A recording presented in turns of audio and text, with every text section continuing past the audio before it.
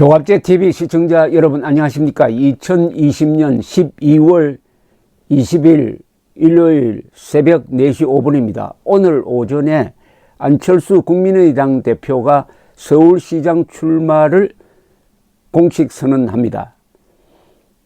이렇게 되면 국민의힘과 단일화 여부가 가장 큰 변수로 등장할 것이며 2022년 대통령 선거로 가는 일종의 대선 전국의 문을 열어젖히고 야권 정치에 활기를 불어넣을지 관심이 높아지겠습니다.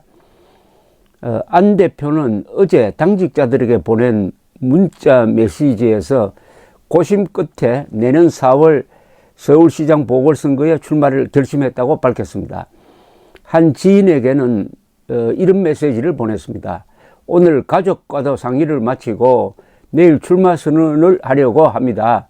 앞으로 넘어야 할 험난한 과정들 잘 극복하겠습니다. 많은 도움 부탁드립니다.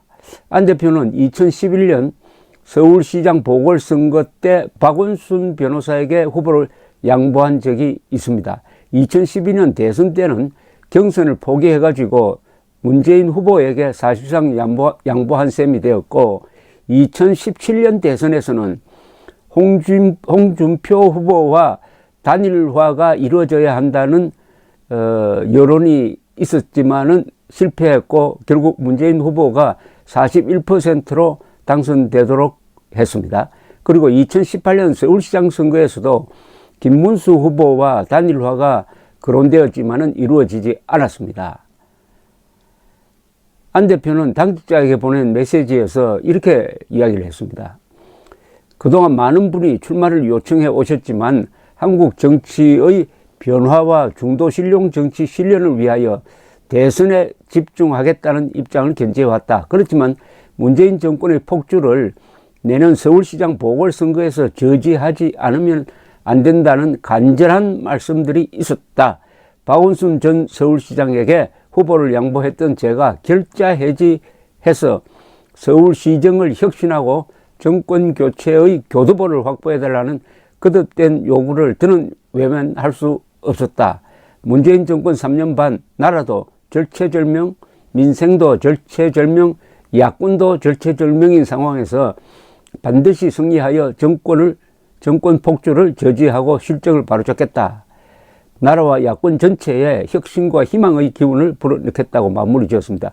특히 이 야권 정치에 활기를 불어넣겠다는 이 말이 상당히 인상적입니다. 국민의힘 내부에서는 안 대표와의 연대 필요성을 강조하는 목소리가 높았습니다. 김종인 비상대책위원장은 부정적인 입장을 견지해왔고 뉴스1과 통화에서 김 위원장은 어제도 여러 출마자 중에 한 명일 뿐이라면서 그 의미를 좀 축소를 했습니다. 또 안 대표가 출마한다는 소식도 알지 못했다. 우리 당에서도 출마하겠다는 사람이 5명이나 되는데 안 대표도 서울시장에 출마하겠다는 사람 중 한 명이라고 생각한다고 좀 냉담한 반응을 보였습니다. 지금 현재 서울시장 출마를 선언한 국민의힘 소속은 이해훈 전 의원, 김선동 전 의원, 조은희 서초구청장, 박춘희 전 송파구청장, 이종구 전 의원 등입니다. 김선동 전 의원은 뉴스1과 한 통화에서 정권 심판 차원에서 출마를 결심한 부분에서 환영의 뜻을 밝힌다. 안 대표가 야권 후보 단일화 차원에서 접근한다고 하면 확정될 우리 당 후보와의 TV 토론에서 정정당당한 태도로 임해주길 바란다. 그럼 국민도 충분한 판단을 할 수 있을 것이다 라고 했고 조은희 서초구청장도 계급장 빼고 국민의힘에서 같이 겨뤄봤으면 한다라고 했고요. 그런데 이 민주당에서는 우상호 의원이 출마를 선언한 상태입니다. 박영선 중소벤처기업부 장관, 박주민 의원, 그리고 심지어 추미애 법무장관도 지금 거론되고 있습니다. 이 뉴스1이라는 통신사는 나경원 전 의원과 오세훈 전 서울시장 중 한 명이 국민의힘 후보로 확정이 되고 안철수 대표와의 단일화 과정을 거친다면 그것만으로도 전국적인 관심을 끌어 2022년 대선으로 가는 야권의 활성화 효과를 거둘 수 있을 것이라고 분석했는데 이게 아주 근사한 시나리오네요.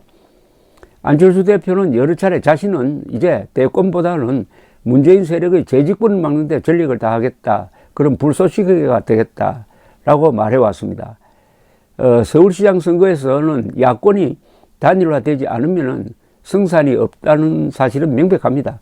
그러니까 안철수 출마 선언은 일종의 야권 경선 출마 선언인 셈인데 주호영 씨나 김종인 씨 모두 이번에는 미스터 트롯식으로 후보를 뽑아야 된다 하고 이야기를 해왔는데 그 약속이 어떻게 지켜질지 궁금합니다.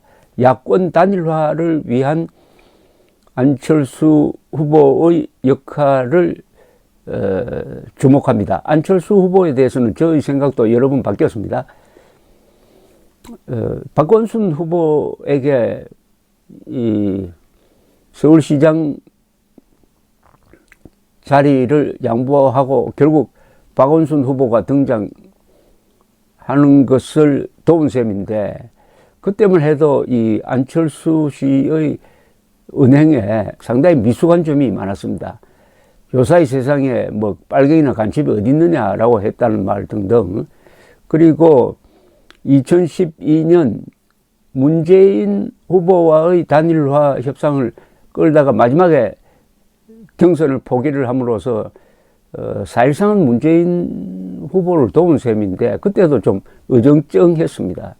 그리고 2017년 대선을 앞두고 한때는 안철수 후보가 문재인 후보를 앞설 때도 있었습니다. 그때가 찬스였는데 홍준표 후보가 치고 올라오니까 표가 분산이 돼서 결국 41%짜리 대통령을 만드는데 일익을 맡은 셈이죠. 참으로 아쉽습니다. 그때 안철수 홍준표 단일화라는 대결단이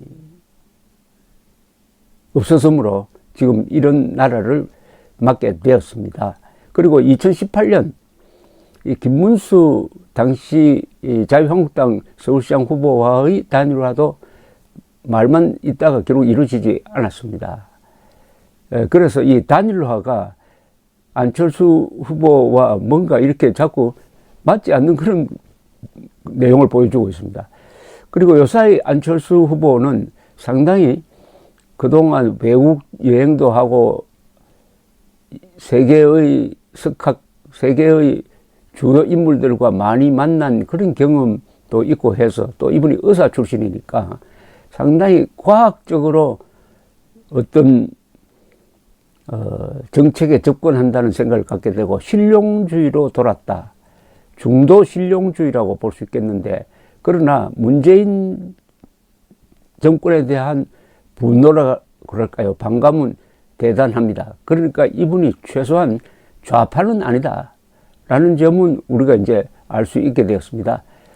보수 세력 중에는 안철수 씨를 싫어하는 사람들이 많지만은 그러나 지금 보수가 어느 정도 줄어드냐면 전 국민의 내가 보수라는 사람이 4분의 1밖에 안 됩니다. 보수로는 이 정권 재탈환하는 어림도 없습니다. 보수 중도를 합치고 좌파까지 끌어들여야 할 판이니까 안철수 후보의 이번 출마 선언은 무엇보다도 야권, 지금 침체되어 있는 야권에 큰 어떤 희망을 줄 수 있는 그런 계기라고 생각을 합니다. 이런 과정에서 하나 제가 걱정하는 게 있습니다. 이제 바로 내년 4월 7일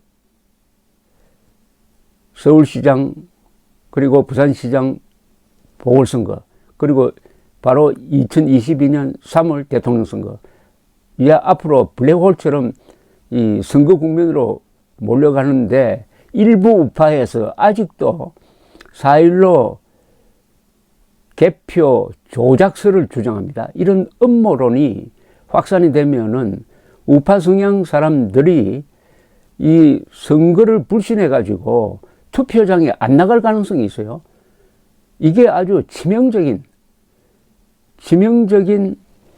자해 행위가 될 가능성도 있습니다. 물론 그 음모론은 이미 부정됐죠. 상식적으로 4.15 개표 부정이 있었으면은 피해 당사자인 지금의 국민의힘 낙선자들이 가만히 있겠습니까? 그리고 그런 대규모 부정을 하려면 목숨 걸고 아마 수천 명이 공모를 해야 되는데 왜 단 한 사람도 고발하지 않습니까? 저 사람이 부정선거의 원흉이다라고 왜 지목도 하지 않고, 이게 다 황당무계 혹세무민하는 건데 다만 우파를 분열시키고 있습니다. 이번에 만약 또 이 사람들이 선거 국면에 나와서 설치고 다니면은 어떻게 되겠습니까? 이렇게 해서 이제 안철수 씨가 테이프를 끊어서 선거 전국이 시작되고 바로 새해로 넘어갑니다. 2021년 되면은 벌써 눈앞에 대망의 2022년이 다가와 있는 느낌을 갖게 되고, 그때부터는 문재인 레임덕도 본격화될 것입니다. 어쨌든 희망을 주는 안철수 대표의 출마 선언이 되었으면 합니다. 감사합니다.